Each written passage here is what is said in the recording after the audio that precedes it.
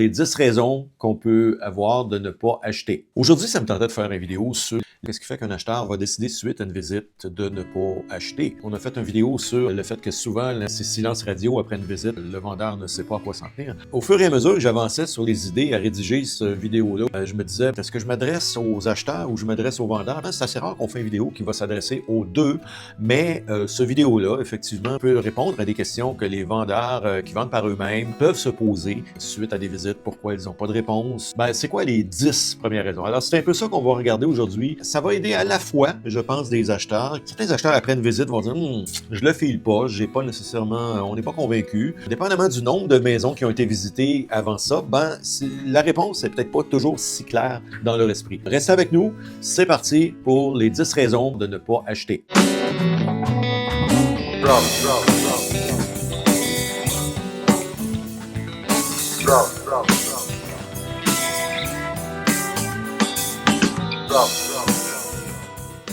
Après une visite, c'est pas rare. Beaucoup d'acheteurs repartent avec une impression positive, mais sans passer à l'action. C'est pas toujours une question de prix. Très souvent, la première raison, c'est l'incertitude. Est-ce que c'est vraiment la bonne maison ou juste une bonne option parmi d'autres? Ensuite, il y a la comparaison constante. Une autre visite est prévue demain. Une annonce sauvegardée au cas où. L'impression que la meilleure opportunité est peut-être encore à venir.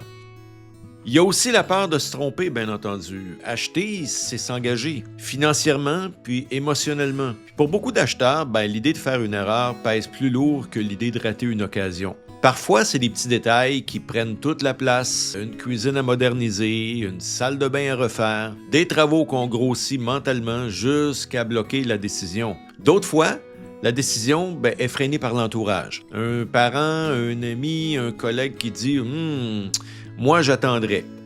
Puis là, le doute s'installe. Puis enfin, il y a le contexte. Les taux d'intérêt, le marché, les nouvelles, trop d'informations, puis pas assez de clarté.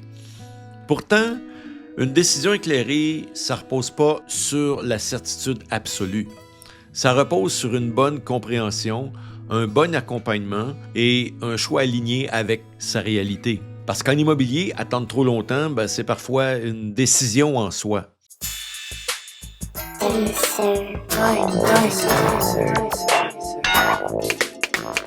Les 10 raisons qui font qu'un acheteur n'achètera pas. Et ça ne veut pas dire que ce sont les seules idées, mais ce sont des idées finalement qui peuvent expliquer pourquoi un acheteur a décidé de ne pas acheter ou de ne pas procéder avec une propriété suite à une visite habituellement.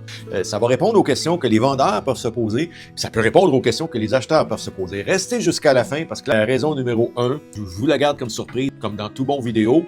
Alors, 10e position, ou la 10e raison. Le prix ne correspond pas à la perception de la valeur. Donc, dans certains cas, même si le prix est dans le marché, comme vendeur, vous avez regardé un petit peu ce qui se passe sur le marché, vous vous êtes informé, vous avez regardé le prix auquel s'annoncent les autres propriétés, malgré que vous pensez que le prix est dans le marché, l'acheteur ne le ressent pas comme ça.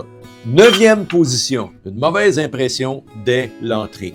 Des odeurs, des éclairages, encombrement d'espace qui donnent l'impression des fois qu'il n'y a pas beaucoup de place dans la maison. Le cerveau, il décide vite. Vous entrez une place, il y a quelque chose qui saute aux yeux en partant. Ça peut déjà donner une mauvaise impression et à partir de là, game over. Numéro 8, les acheteurs comparent encore. Donc, il est peut-être trop tôt dans leur processus ou dans leur parcours finalement. Beaucoup visitent pour se caler, vraiment d'être prêts à prendre une décision. 7, le manque de projection émotionnelle.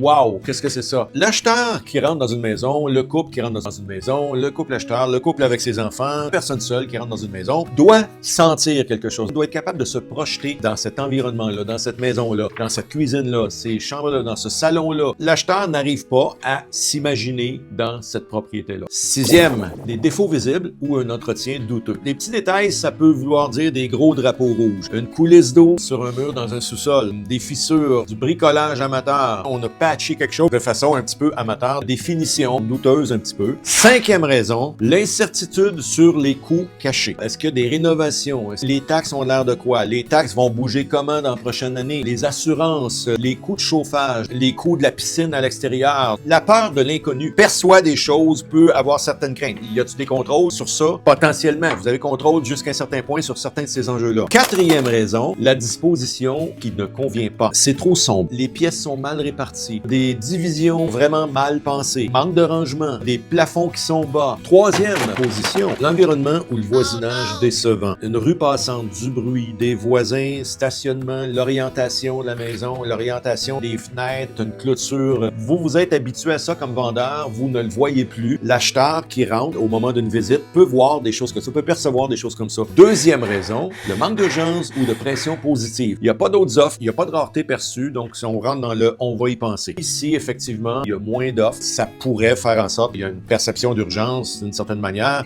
bonne ou mauvaise. Je veux vraiment parler de pression positive ici, on ne veut pas parler de pousser personne à acheter quoi que ce soit, mais simplement de percevoir la réalité. Okay, est-ce que je suis capable de trouver mieux ailleurs? Est-ce que je continue à faire des visites? Est-ce que je risque de trouver mieux ou est-ce que je risque de perdre cette propriété-là et finalement rien trouver de mieux? Et finalement, la première raison, l'absence de guidance stratégique pendant la visite. Il n'y a personne pour cadrer la valeur, répondre aux questions, répondre aux objections, répondre aux qu'est-ce que tu penses de ça, différentes questions qu'on peut avoir lors d'une visite. Qu'il y a eu d'autres visites préalablement, à ce moment-là, on est capable de parler de comparaison. Le courtier, dans ce cas-ci, devient un guide pour aider l'acheteur dans son cheminement, discuter des incertitudes, discuter des 9 autres points dont on a parlé tantôt. C'est ça qu'on va appeler la guidance stratégique.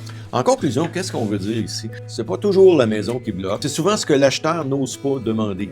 Une visite sans structure, c'est un peu comme faire un essai routier sans aucune explication sur le véhicule. Les acheteurs, ils achètent pas quand il y a un doute, puis ils doutent quand il y a personne pour mettre les choses en perspective. Quand c'est bien accompagné, une visite, ça devient un processus de décision, c'est pas une réflexion interminable. Mon rôle, c'est pas de forcer une offre ou de faire une vente. C'est de faire en sorte que l'acheteur comprenne assez pour en faire une.